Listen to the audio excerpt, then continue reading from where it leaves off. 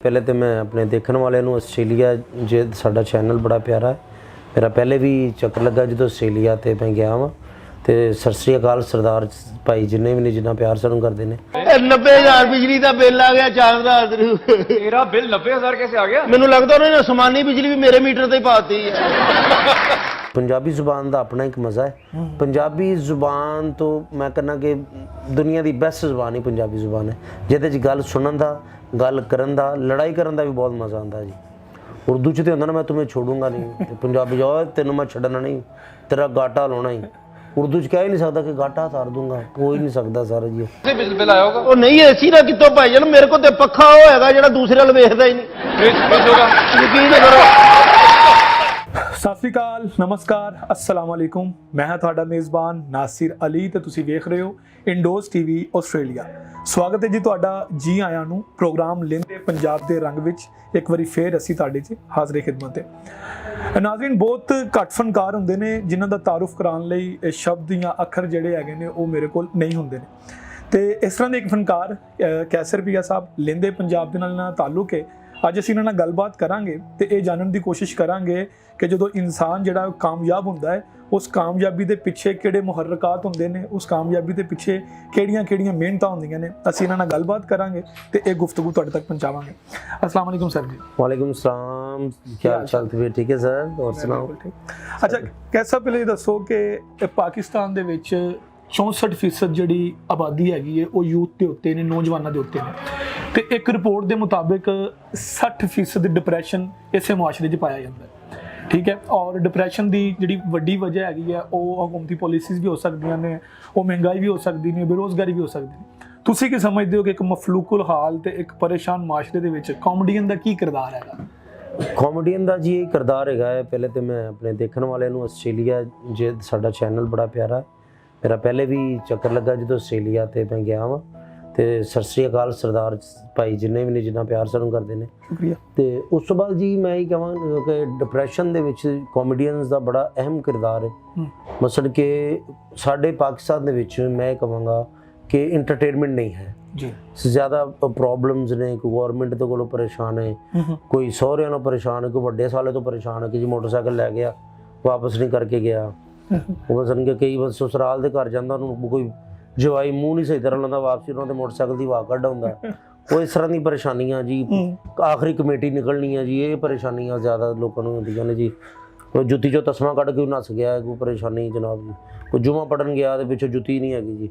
ਮਸਲਨ ਸਾਡੇ ਆਮ ਇਹ ਨਹੀਂ ਕਿ ਪਾਕਿਸਤਾਨ ਦੇ ਵਿੱਚ ਵੀ ਹਰ ਜਗ੍ਹਾ ਤੇ ਲੋਕ ਡਿਪਰੈਸ਼ਨ ਦਾ ਸ਼ਿਕਾਰ ਹੈ। ਜਿਸ ਹਮਸਾਇਆ ਮੁਲਕ ਸਾਡਾ ਹਿੰਦੁਸਤਾਨ ਹੈ, ਉੱਥੇ ਵੀ ਬਹੁਤ ਜ਼ਿਆਦਾ ਗੁਰਬਤ ਹੈ, ਬਹੁਤ ਜ਼ਿਆਦਾ 60% ਲੋਕ ਜਿਹੜੇ ਤੁਸੀਂ ਉਹ ਹੈਗੇ ਨੇ।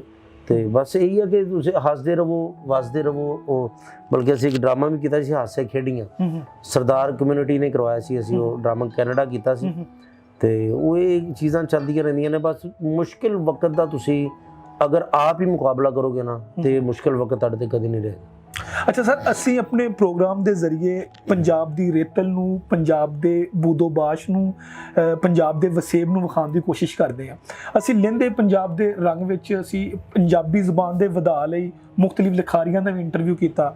ਉਹਨਾਂ ਨੂੰ ਅਸੀਂ ਅਕਸਰੀਅਤ ਇਹੀ ਸਵਾਲ ਕੀਤੀ ਕਿ ਕੀ ਵਜ੍ਹਾ ਹੈ ਕਿ 5000 ਸਾਲ ਪੁਰਾਣੀ ਜ਼ੁਬਾਨ ਪੰਜਾਬੀ ਜਿਹੜੀ ਹੈਗੀ ਹੈ ਇਹਨੂੰ ਸਿਰਫ ਗਾਲ ਕੱਢਣ ਲਈ ਤੇ ਜੁਗਤ ਵਾਸਤੇ ਮਖਸੂਸ ਕਰ ਦਿੱਤਾ ਗਿਆ, ਜਿਸ ਕਿ ਵੱਡੇ ਸ਼ਾਪਿੰਗ ਮਾਲ ਦੇ ਵਿੱਚ ਜਾਂ ਕਿਸੇ ਅੱਛੀ ਜਗ੍ਹਾ ਤੇ ਜਾ ਕੇ ਸਾਡੇ ਮੂੰਹ 'ਚੋਂ ਉਰਦੂ ਟਪਕਣਾ ਸ਼ੁਰੂ ਹੋ ਜਾਂਦੀ ਜਾਂ ਅੰਗਰੇਜ਼ੀ ਮਾਰਨਾ ਸ਼ੁਰੂ ਹੋ ਜਾਂਦੇ। ਤੁਸੀਂ ਕੀ ਸਮਝਦੇ ਹੋ? ਤੁਸੀਂ ਪੰਜਾਬੀ ਦੀ ਪ੍ਰਮੋਸ਼ਨ ਵੀ ਕਰਦੇ ਹੋ ਸਟੇਜ ਤੱਕ ਲੋਕ। ਸਰ ਮੈਂ ਇਫਤਖਾਰ ਠਾਕੁਰ ਸਾਹਿਬ, ਸਾਡੇ ਭਾਈ ਨੇ ਅੰਜਮ ਗਿੱਲ ਸਾਹਿਬ, ਉਹ ਬੜੇ ਪ੍ਰਮੋਸ਼ਨ ਕਰ ਰਹੇ ਨੇ ਇਸ ਟਾਈਮ, ਬਲਕਿ ਇਵੈਂਟ ਵੀ ਅਨਕਰੀਬ ਹੋਣ ਵਾਲਾ ਹੈ। ਤੇ ਪੰਜਾਬੀ ਜ਼ੁਬਾਨ ਅਸੀਂ ਇਹਤਜਾਜ ਵੀ ਕੀਤਾ ਹੈ ਪ੍ਰੈਸ ਕਲੱਬ ਦੇ ਬਾਹਰ ਲਾਹੌਰ। ਸਾਡੇ ਦੋਸਤਾਂ ਨੇ, ਅੰਜਮ ਗਿੱਲ ਸਾਹਿਬ ਦੀ ਸਾਰੀ ਟੀਮ ਨੇ, ਕਿ ਜੀ ਪੰਜਾਬੀ ਜ਼ੁਬਾਨ ਸਕੂਲਾਂ ਦੇ ਵਿੱਚ ਪੜ੍ਹਾਈ ਜਾਏ। ਸਰਕਾਰੀ ਦਰਜਾ ਹੀ ਨਹੀਂ ਮਿਲਿਆ, ਠੀਕ ਹੈ ਨਾ, ਔਰ ਮਿਲਣਾ ਚਾਹੀਦਾ ਹੈ। ਬੜਾ ਜ਼ੁਲਮ ਹੈਗਾ ਇਸ ਜ਼ੁਬਾਨ ਦੇ ਨਾਲ। ਸਭ ਤੋਂ ਅੱਛੀ ਔਰ ਮਿੱਠੀ ਜ਼ੁਬਾਨ ਇਹ ਪੰਜਾਬੀ ਜ਼ੁਬਾਨ ਹੈ। ਮਸਲ ਕਿ ਮੈਂ ਬੜਾ ਖੁਸ਼ ਹਾਂ ਜਿੰਨੇ ਵੀ ਬਾਹਰ ਦੇ ਮੁਲਕਾਂ ਦੇ ਵਿੱਚ ਲੋਕ ਰਹਿੰਦੇ ਨੇ, ਸਰਦਾਰ ਬਰਾਦਰੀ ਜਾਂ ਪਾਕਿਸਤਾਨੀ, ਉਹ ਆਪਣੇ ਬੱਚਿਆਂ ਨੂੰ ਪੰਜਾਬੀ ਜ਼ਰੂਰ ਸਿਖਾਉਂਦੇ ਨੇ ਜੀ। ਠੀਕ ਹੈ, ਔਰ ਗੌਰਮੈਂਟ ਨੂੰ ਚਾਹੀਦਾ ਹੈ, ਹਰ ਮੁਲਕ ਦੀ ਗੌਰਮੈਂਟ ਨੂੰ ਚਾਹੀਦਾ ਕਿ ਪੰਜਾਬੀ ਜ਼ੁਬਾਨ ਨੂੰ ਵੀ ਉਨੀ ਅਹਿਮੀਅਤ ਦਿੱਤੀ ਜਾਏ ਜਿੰਨੀ ਅਸੀਂ ਉਰਦੂ ਨੂੰ ਦੇਨੇ, ਇੰਗਲਿਸ਼ ਨੂੰ ਦੇਨੇ, ਹਿੰਦੀ ਨੂੰ ਦੇਨੇ। ਤੇ ਪੰਜਾਬੀ ਜ਼ੁਬਾਨ ਦਾ ਆਪਣਾ ਇੱਕ ਮਜ਼ਾ ਹੈ। ਪੰਜਾਬੀ ਜ਼ੁਬਾਨ ਤੋਂ ਮੈਂ ਕਹਿੰਦਾ ਕਿ ਦੁਨੀਆ ਦੀ ਬੈਸਟ ਜ਼ੁਬਾਨ ਹੀ ਪੰਜਾਬੀ ਜ਼ੁਬਾਨ ਹੈ, ਜਿਹਦੇ 'ਚ ਗੱਲ ਸੁਣਨ ਦਾ, ਗੱਲ ਕਰਨ ਦਾ, ਲੜਾਈ ਕਰਨ ਦਾ ਵੀ ਬਹੁਤ ਮਜ਼ਾ ਆਉਂਦਾ ਜੀ। ਉਰਦੂ ਚ ਤੇ ਹੁੰਦਾ ਨਾ ਮੈਂ ਤੁਮੇ ਛੋੜੂੰਗਾ ਨਹੀਂ, ਤੇ ਪੰਜਾਬੀ ਚ ਓਏ ਤੈਨੂੰ ਮੈਂ ਛੱਡਣਾ ਨਹੀਂ, ਤੇਰਾ ਗਾਟਾ ਲਾਉਣਾ ਹੀ। ਉਰਦੂ ਚ ਕਹਿ ਹੀ ਨਹੀਂ ਸਕਦਾ ਕਿ ਗਾਟਾ ਉਤਾਰ ਦੂੰਗਾ, ਕੋਈ ਨਹੀਂ ਸਕਦਾ ਸਰ ਜੀ। ਤੇ ਪੰਜਾਬੀ ਜ਼ੁਬਾਨ ਨੂੰ ਅਹਿਮੀਅਤ ਦੇਣੀ ਚਾਹੀਦੀ। ਔਰ ਮੈਂ ਜਿੰਨੇ ਵੀ ਮੇਰੇ ਪੰਜਾਬੀ ਭਰਾ ਨੇ, ਮੈਂ ਜਿਸ ਤਰ੍ਹਾਂ ਅੱਜ ਕੱਲ੍ਹ ਸਾਡੇ ਕਿਸਾਨਾਂ ਨੇ ਵਕਤ ਪਾਇਆ ਹੋਇਆ ਜੀ, ਇਸ ਤਰ੍ਹਾਂ ਹੀ ਪੰਜਾਬੀ ਜ਼ੁਬਾਨ ਨੂੰ ਮਸਲਨ ਕਿ ਤਰਜੀਹ ਦੇਣ ਵਾਸਤੇ, ਅਵਲੀਅਤ ਦੇਣ ਵਾਸਤੇ ਵਕਤ ਪਾ ਦੀ। ਅਸੀਂ ਸਾਰੇ ਮਿਲ ਕੇ ਪੰਜਾਬੀ, ਲਹਿੰਦੇ ਪੰਜਾਬ ਦੇ, ਚੜ੍ਹਦੇ ਪੰਜਾਬ ਦੇ ਜਿੰਨੇ ਪੰਜਾਬੀ ਹੈ, ਸਭ ਮਿਲ ਕੇ ਇਹ ਆਵਾਜ਼ ਨੂੰ ਵੀ ਅਸੀਂ ਅਗਰ ਉੱਚਾ ਕਰੀਏ ਨਾ ਤੇ ਸਾਡੀ ਪੰਜਾਬੀ ਜ਼ੁਬਾਨ ਬਹੁਤ ਉੱਪਰ ਜਾ ਸਕਦੀ। ਅੱਛਾ ਸਰ, ਤੁਸੀਂ ਓਪੀਨੀਅਨ ਲੀਡਰ ਹੋ, ਤੁਸੀਂ ਪੰਜਾਬੀ ਦੇ ਵਧਾ ਲਈ ਕੰਮ ਕਰ ਰਹੇ ਹੋ। ਮੈਂ ਇਹ ਕਹਾਂਗਾ ਕਿ ਚੜ੍ਹਦਾ ਪੰਜਾਬ ਜਾਂ ਲਹਿੰਦੇ ਪੰਜਾਬ ਦੇ ਵਿੱਚ ਅਗਰ ਬੁਨਿਆਦੀ ਫਰਕ ਦੇਖਿਆ ਜਾਵੇ ਤਾਂ ਉਹ ਇੱਕ ਹੀ ਹੈ ਕਿ ਉਹਨਾਂ ਨੇ ਆਪਣੇ ਕੰਟੈਂਟ ਨੂੰ, ਉਹਨਾਂ ਨੇ ਆਪਣੇ ਅਲਫਾਜ਼ ਨੂੰ ਪ੍ਰੈਜ਼ੈਂਟ ਕੀਤਾ ਹੈ। ਜਿਸ ਤਰ੍ਹਾਂ ਉਹ ਚੱਲ ਮੇਰਾ ਪੁੱਤ ਫਿਲਮ ਬਣੀ, ਪਾਕਿਸਤਾਨੀ ਫਨਕਾਰ ਗਏ, ਐਕਸਟਰਾਆਰਡੀਨਰੀ ਪਰਫਾਰਮ ਕੀਤਾ, ਬਹੁਤ ਕਮਾਲ ਪਰਫਾਰਮ ਕੀਤਾ। ਸਾਡੇ ਵਾਲੀ ਸਾਈਡ ਤੇ ਫਿਲਮ ਦੇ ਵਿੱਚ ਅਸੀਂ ਕਿਉਂ ਵੀਕ ਹਾਂ, ਜਾਂ ਫਿਲਮ ਬਣਾਉਣ ਦੇ ਵਿੱਚ ਈਵਨ ਸ਼ਾਰਟ ਫਿਲਮ ਵੀ ਅਸੀਂ ਨਹੀਂ ਬਣਾ ਸਕਦੇ ਇੱਕ ਅੱਛੇ ਤਰੀਕੇ ਨਾਲ ਉਸ ਲੈਵਲ ਦੀ। ਇਹਦੇ ਵਾਸਤੇ ਕੋਈ ਕੰਮ ਤੁਹਾਡਾ ਜ਼ਿਹਨ ਜਾਂ ਕੋਈ ਮੁਸਤਕਬਲ 'ਚ ਕੋਈ ਪਲਾਨ ਹੈਗਾ ਜੀ? ਸਰ ਇਹਦੇ ਵਾਸਤੇ ਮੈਂ ਫਿਲਮ ਕਰਕੇ ਆਇਆ ਪੰਜਾਬੀ, ਚੜ੍ਹਦੇ ਪੰਜਾਬ ਦੀ ਜੀ, ਫਟੇ ਦਿਨ ਦੇ ਚੱਕ ਪੰਜਾਬੀ। ਠੀਕ, ਉਹ ਵੱਡੀ ਤੇ ਉਹ ਰਿਲੀਜ਼ ਵੀ ਹੋ ਰਹੀ ਹੈ। ਗਿੱਪੀ ਗਰੇਵਾਲ ਸਾਹਿਬ ਨੇ प्रोड्यूसर भी, डायरेक्टर भी, उस नीरू बाजवा जी ने, नसीम इक्की साहब ने, अहमद अली भट्ट साहब, रणबीर कपूर सब, मसन राणा रणबीर साहब ने, ਤੇ ਉਹ ਬੜੀ ਉਹ ਐਫਰਟ ਬਹੁਤ ਕਰਦੇ, ਮਿਹਨਤ ਬਹੁਤ ਕਰਦੇ ਨੇ। ਅਸੀਂ ਲੋਕਾਂ ਨੇ ਮਿਹਨਤ ਕਰਨੀ ਛੱਡੀ ਹੈ, ਲੇਕਿਨ ਟੈਲੈਂਟ ਜਿਹੜਾ ਹੈਗਾ ਪਾਕਿਸਤਾਨ 'ਚ ਬਹੁਤ ਜ਼ਿਆਦਾ ਹੈ। ਸਿਰਫ ਅਸੀਂ ਸੋਚ ਰਹੇ ਕਿ ਇਹ ਕਰ ਰਿਹਾ ਤੇ ਮੈਂ ਕਿਉਂ ਨਹੀਂ ਕਰ ਰਿਹਾ। ਅਸੀਂ ਮਸਲਨ ਅਗਰ ਤੁਸੀਂ ਕੰਮ ਕਰ ਰਹੇ ਨੇ ਤੇ ਮੈਂ ਕੀ ਕਰਨਾ, ਇਹ ਕੰਮ ਕਰ ਰਹੇ, ਮੈਂ ਨਹੀਂ ਦੁਆ ਕਰਨੀ ਯਾ ਅੱਲਾ ਮੈਨੂੰ ਵੀ ਅੱਛਾ ਕੰਮ ਦੇ ਦੇ, ਯਾ ਅੱਲਾ ਇਹਨੂੰ ਤੇ ਫਲਾਪ ਕਰ ਦੇ। ਸਾਡੀ ਅਕਸਰ ਦੁਆ ਹੀ ਹੁੰਦੀ ਬੰਦੇ ਵਾਸਤੇ। ਤੇ ਜਿਹੜਾ ਸੜਨਾ ਨਾ ਇੱਕ ਦੂਸਰੇ ਤੋਂ, ਉਹ ਤੁਹਾਨੂੰ, ਤੁਹਾਡੀਆਂ ਆਸਾਂ ਨੂੰ, ਉਮੀਦਾਂ ਨੂੰ, ਤੁਹਾਡੇ ਕੰਮ ਨੂੰ, ਤੁਹਾਡੇ ਜ਼ਿਹਨ ਨੂੰ ਛੱਡ ਰਿਹਾ ਹੁੰਦਾ, ਕਿਉਂਕਿ ਤੁਸੀਂ ਰੱਬ ਦੀ ਰਹਿਮਤ ਕੋ ਛੱਡ ਰਹੇ ਹੁੰਦੇ। ਤੇ ਇਸ ਕਰਕੇ ਮਿਲ ਕੇ ਕੰਮ ਕਰਨਾ ਚਾਹੀਦਾ। ਮੈਂ ਤੇ ਉਹਨਾਂ ਨੂੰ ਵੇਖਿਆ ਜੀ, ਮੈਂ ਗਿੱਪੀ ਗਰੇਵਾਲ ਸਾਹਿਬ ਮੇਰੇ ਭਾਈ ਨੇ ਜੀ, ਉਹਨਾਂ ਦਾ ਮੈਂ ਇੰਨਾ ਕੁ ਸ਼ਦੀਦ ਫੈਨ ਹੋ ਗਿਆ, ਮੈਂ ਤੁਹਾਨੂੰ ਦੱਸ ਨਹੀਂ ਸਕਦਾ। ਕਿਉਂ ਭਾਈ, ਕੀ ਭਾਈ ਇਹ ਕਿ 24 ਘੰਟੇ ਕੈਮਰੇ ਦੇ ਸਾਹਮਣੇ ਬੈਠੇ ਨੇ। ਅੱਛਾ, ਮੈਂ ਉਹਨਾਂ ਨੂੰ ਸੁੱਤੇ ਨਹੀਂ ਵੇਖਿਆ ਜੀ, ਮੈਂ ਉਹਨਾਂ ਨੂੰ ਰੋਟੀ ਖਾਂਦੇ ਨਹੀਂ ਵੇਖਿਆ। ਉਹਨਾਂ ਨੂੰ ਸਿਰਫ ਆਪਣੇ ਕੰਮ ਦੀ ਪਈ, ਅਗਰ ਉਹ ਬੈਠੇ ਵੀ ਨੇ ਮੋਨੀਟਰ ਤੇ ਆਪਣੀ ਰੋਟੀ ਖਾ ਰਹੇ ਤੇ ਨਾਲ ਵੇਖ ਰਹੇ ਨੇ, ਇਹ ਜੁੱਤੀ ਠੀਕ ਕਰੋ ਬਈ, ਇਹ ਫਲਾਂ ਕਰੋ ਬਈ, ਤੇ ਮਸਲਨ ਕਿ ਤੇ ਅਗਰ ਇਸ ਤਰ੍ਹਾਂ ਦੀ ਮਿਹਨਤ ਕੀਤੀ ਜਾਏ ਨਾ, ਅਸੀਂ ਲੋਕ ਕਹਿੰਦੇ ਆ ਕਿ ਜੀ ਉਹ ਸਾਡੇ ਕੋਲ ਸਿੱਖ ਕੇ ਗਏ ਨੇ, ਜਾਂ ਅਸੀਂ ਜਾਣਦੇ ਤੇ ਸਾਡੇ ਕੋਲ ਕੁਝ ਸਿੱਖਣਗੇ। ਮੈਂ ਕਹਾਂਗਾ ਕਿ ਮੈਂ ਜੋ ਗਿਆ ਜੀ ਉਹਨਾਂ ਦੀ ਫਿਲਮ ਕਰਕੇ ਆਇਆ, ਤੇ ਮੈਂ ਬੜੀ ਟੈਕਨੀਕਸ, ਬੜੇ ਕੰਮ, ਬੜੀਆਂ ਗੱਲਾਂ ਸਿੱਖ ਕੇ ਉਹਨਾਂ ਦੀ ਮਿਹਨਤ ਤੋਂ ਬਹੁਤ ਜ਼ਿਆਦਾ ਮੈਂ ਮਸਲਨ ਕਿ ਮੁਤਾਸਰ ਹੋਇਆ। ਮਸਲਨ ਕਿ ਬੜਾ ਮਜ਼ਾ ਆਇਆ ਮੈਨੂੰ ਉਹਨਾਂ ਦੀ ਮਿਹਨਤ, ਗਿੱਪੀ ਭਾਜੀ ਦੀ ਮਿਹਨਤ, ਉਹ ਹੋਰ ਵੀ ਸਾਰਾ ਉਹਨਾਂ ਦਾ ਕਰੂ, ਜਿੰਨੇ ਫਨਕਾਰ। ਮਸਲਨ ਸਵੇਰੇ 7 ਵਜੇ ਮਸਲਨ ਕਿ ਸਾਡਾ ਇੱਥੇ ਕੁੱਕੜ ਨਹੀਂ ਬੋਲਦਾ ਤੇ ਉਹ ਐਕਸ਼ਨ ਬੋਲ ਦਿੰਦੇ ਨੇ। ਠੀਕ ਹੈ ਜੀ, ਤੇ ਡੈਡੀਕੇਟ ਨੇ ਉਹ। ਇਹਦੇ ਵਾਸਤੇ ਸਾਨੂੰ ਮਿਹਨਤ ਬਹੁਤ ਕਰਨੀ ਜ਼ਰੂਰੀ ਹੈ। ਸਿਰਫ ਅਸੀਂ ਸਟੂਡੀਓ 'ਚ ਬਹਿ ਕੇ ਗੱਲਾਂ ਕਰਾਂਗੇ, ਕੰਮ ਨਹੀਂ ਨਾ ਕਰਾਂਗੇ, ਤੇ ਸਾਡੀ ਇੰਡਸਟਰੀ ਦਾ ਫਿਰ ਬੇੜਾ ਗਰਕ ਹੋਏ। ਅੱਛਾ ਸਰ, ਜਦੋਂ ਕੋਈ ਬੰਦਾ ਇੱਕ ਮੁਕਾਮ ਤੇ ਪਹੁੰਚ ਜਾਂਦਾ ਹੈ, ਉਹਦੇ ਸਿਰ ਤੇ ਸਜਿਆ ਤਾਜ ਤੇ ਹਰ ਕੋਈ ਵੇਖਦਾ ਹੈ, ਉਹਦੇ ਪੈਰਾਂ 'ਚ ਪਏ ਹੋਏ ਛਾਲੇ ਕੋਈ ਨਹੀਂ ਵੇਖਦਾ। ਕਾਮਯਾਬ ਇਨਸਾਨ ਦੀ ਕੀ ਰੈਸਿਪੀ ਹੈ? ਤੁਸੀਂ ਬੜੀ ਸਟਰਗਲ ਕੀਤੀ ਹੈ, ਸਟਰਗਲ ਕਰਕੇ ਫਿਰ ਤੁਸੀਂ ਟੀਵੀ 'ਚ ਵੀ ਕੰਮ ਕਰ ਰਹੇ ਹੋ, ਪ੍ਰੋਗਰਾਮ ਵੀ ਕਰ ਰਹੇ ਹੋ, ਇੱਕ ਨਿੱਜੀ ਚੈਨਲ ਦੇ ਵਿੱਚ, ਇੱਕ ਨੈਸ਼ਨਲ ਚੈਨਲ ਦੇ ਵਿੱਚ। ਕੀ ਮੁਹਰਕਾਤ ਨੇ ਕਾਮਯਾਬੀ ਦੇ, ਕੀ ਫਾਰਮੂਲਾ ਹੈ? ਉਸ ਵੇਲੇ ਤੇ ਛਾਲਿਆਂ ਵਾਲੀ ਗੱਲ ਜੀ, ਕਿ ਪੈਰਾਂ ਦੇ ਛਾਲੇ ਇਸ ਕਰਕੇ ਨਹੀਂ ਵੇਖੇ ਜਾਂਦੇ, ਉਹ ਮਹਿੰਗੀ ਜੁੱਤੀ ਪਾ ਕੇ ਪੈਰ ਵਿਖਾਉਂਦਾ ਨਹੀਂ ਬੰਦਿਆਂ ਨੂੰ, ਠੀਕ ਹੈ ਨਾ ਜੀ। ਛਾਲੇ ਫਿਰ ਵੀ ਨਿਸ਼ਾਨ ਥੋੜੇ ਬਹੁਤੇ ਹੁੰਦੇ ਨੇ, ਲੇਕਿਨ ਇਹਦੇ 'ਚ ਮੈਂ ਹੀ ਕਹਾਂ ਕਾਮਯਾਬੀ ਜਦੋਂ ਤੁਹਾਡੀ ਨੀਅਤ ਅੱਛੀ ਹੋਏ ਜੀ, ਫਿਰ ਤੁਹਾਡੀ ਮਿਹਨਤ ਬਹੁਤ ਜ਼ਿਆਦਾ ਹੋਏ, ਯਕੀਨ ਰੱਬ ਦੀ ਜ਼ਾਤ ਤੇ ਹੋਏ, ਉੱਪਰ ਵਾਲੇ ਤੇ ਯਕੀਨ ਹੋਵੇ, ਤੇ ਕਦੀ ਜ਼ਿੰਦਗੀ ਦੇ ਵਿੱਚ ਤੁਸੀਂ ਨਾਕਾਮ ਹੋ ਨਹੀਂ ਸਕਦੇ। ਵੱਡਾ ਬੰਦਾ ਬਣਨ ਵਾਸਤੇ ਜ਼ਿਆਦਾ ਕੰਮ ਕਰਨਾ ਨਹੀਂ ਪੈਂਦਾ, ਜ਼ਿਆਦਾ ਛੱਡਣਾ ਪੈਂਦਾ ਹੈ। ਠੀਕ ਹੈ ਜੀ, ਅਸੀਂ ਕੋਸ਼ਿਸ਼ ਕਰਨੇ, ਅਸੀਂ ਇਹ ਵੀ ਕਰ ਲਈਏ, ਇਹ ਵੀ ਕਰ ਲਈਏ, ਉਹ ਵੀ ਕਰ ਲਈਏ, ਇਹ ਕਰ ਲਈਏ।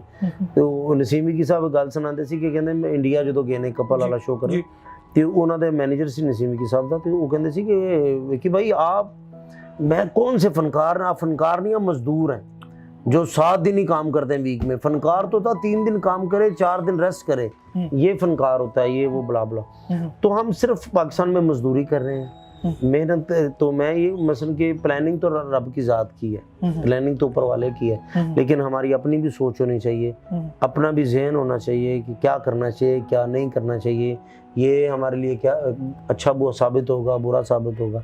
तो इस वजह से मैंने जब स्ट्रगल शुरू किए तो एक गरीब तबके से ताल्लुक़ था, ख़ानदान गरीब था, घर वाले ठीक है बड़ा मुश्किल से गुजारा था, फिर एफर्ट की, मेहनत की, लेकिन मैंने मेहनत का दामन नहीं छोड़ा।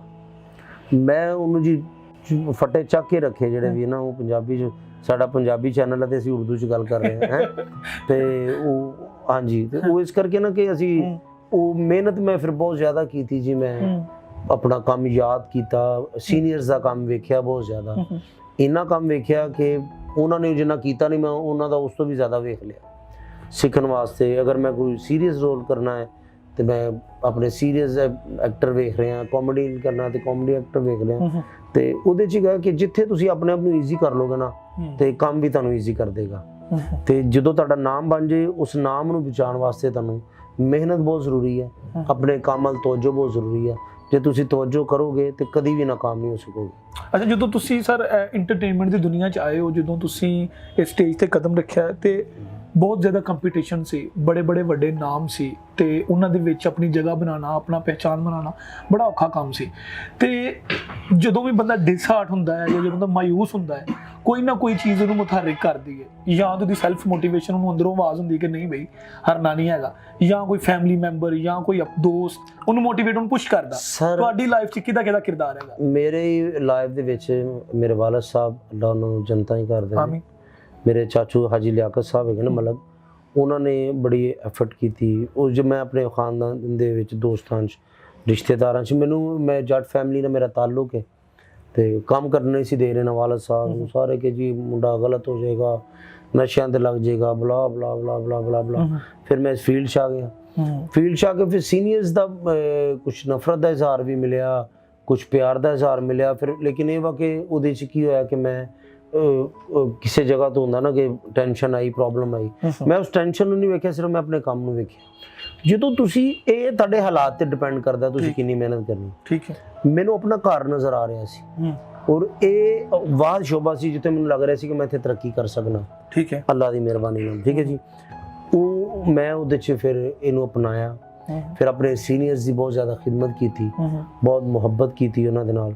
ਫਿਰ ਇੱਕ ਵਕਤ ਐਸਾ ਹੈ ਕਿ ਉਹਨਾਂ ਨੂੰ ਪਤਾ ਲੱਗ ਗਿਆ ਨਹੀਂ ਵੀ ਇਹ ਹੁਣ ਨਹੀਂ ਇਹ ਜਾਂਦਾ, ਉਹਨਾਂ ਨੇ ਫਿਰ ਗੱਲ ਨਾਲ ਲਾ ਲਿਆ ਤੇ ਉਹ ਬਸ ਬੜੇ ਫਨਕਾਰ ਨੇ, ਬੜੇ ਸਿੱਧ। ਵੈਸੇ ਮੈਂ ਟੋਟਲ ਬੰਦਿਆਂ ਦਾ ਕਹਾਂਗਾ ਕਿ ਮੈਂ ਵਾਹਦ ਫਨਕਾਰ ਐਸਾ ਕਿ ਜਿਹਦੇ ਨਾਲ ਸਾਰੇ ਪਿਆਰ ਕਰਦੇ ਨੇ, ਸਭ ਨੇ ਮੁਹੱਬਤ ਕੀਤੀ, ਕਿਸੇ ਨੇ ਮੁਖਾਲਫਤ ਨਹੀਂ ਕੀਤੀ ਤੇ ਅੱਜ ਤੁਹਾਡੇ ਸਾਹਮਣੇ ਹੈ ਜੀ ਬਸ। ਅੱਛਾ ਸਰ, ਕੋਈ ਵੀ ਬੜਾ ਫਨਕਾਰ ਜਿਹੜਾ ਜਾਂ ਆਰਟਿਸਟ ਹੁੰਦਾ ਹੈ ਨਾ, ਉਹ ਮਾਦਾ ਪ੍ਰਸਤ ਨਹੀਂ ਹੁੰਦਾ ਹੈਗਾ, ਉਹ ਗੋਲ ਓਰੀਐਂਟਡ ਹੁੰਦਾ। ਉਹਨੇ ਬਹੁਤ ਸਾਰੇ ਗੋਲ ਸੈੱਟ ਕੀਤੇ ਹੁੰਦੇ ਨੇ, ਆਪਣੇ ਮਕਾਸਦ ਰੱਖੇ ਹੁੰਦੇ ਨੇ ਕਿ ਮੈਂ ਇੱਥੇ ਜਾ ਕੇ ਬ੍ਰੇਕ ਲਾਣੀ ਹੈ ਜਾਂ ਮੈਂ ਇੱਥੇ ਜਾ ਕੇ ਸਮਝਾਂਗਾ ਕਿ ਬਸ ਮੈਂ ਜਿੱਤ ਗਿਆ। ਤੁਹਾਡੇ ਕੀ ਗੋਲ ਨੇ, ਕੀ ਮਕਾਸਦ ਨੇ? ਮੇਰੇ ਮਕਾਸਦ ਜੀ, ਮੈਂ ਤੁਹਾਨੂੰ ਇੱਕ ਗੱਲ ਦੱਸਣਾ ਕਿ ਰੱਬ ਦੀ ਜ਼ਾਤ ਨੇ ਮੈਨੂੰ ਉਹ ਵੀ ਨਵਾਜ਼ਿਆ ਹੈ ਜਿਹੜਾ ਮੈਂ ਸੋਚਿਆ ਵੀ ਨਹੀਂ ਸੀ। ਠੀਕ ਹੈ ਜੀ, ਮੇਰਾ ਮਕਾਸਦ ਇਹ ਹੈਗਾ ਹੈ ਕਿ ਮੈਂ ਬਹੁਤ ਜ਼ਿਆਦਾ ਕੰਮ ਕਰਾਂ ਪਾਕਿਸਤਾਨ ਵਾਸਤੇ, पूरी दुनिया वास्ते। मैं ऐसा काम करा कि ये नहीं कि कल्ले पाकिस्तानी, आस्ट्रेलिया के लोग भी, हिंदुस्तान के लोग भी, पूरी दुनिया के लोग अगर जो पंजाबी नूं समझते हैं या मेरे काम नूं समझते हैं, वो वेख के ते मेरे नाल प्यार करन। ते मेरा मकसद है ते उहदे च मैं तकरीबन 75% कामयाब भी हो चुके हैं। ठीक है, और इंशाल्लाह अगर मेरे रब ने मेरी ज़िंदगी की थी तो इसी तरह मैं मेहनत करता रहांगा।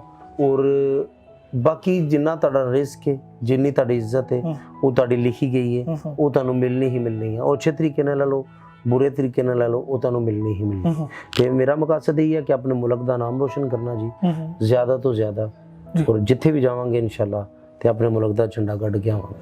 अच्छा, कामयाब इंसान कोई भी है, वो किसी भी बंदे वास्ते एक आइकन हुंदा है, वो किसी भी बंदे वास्ते जनाब ਉਹਨੂੰ ਫਾਲੋ ਕਰਦੇ ਨੇ।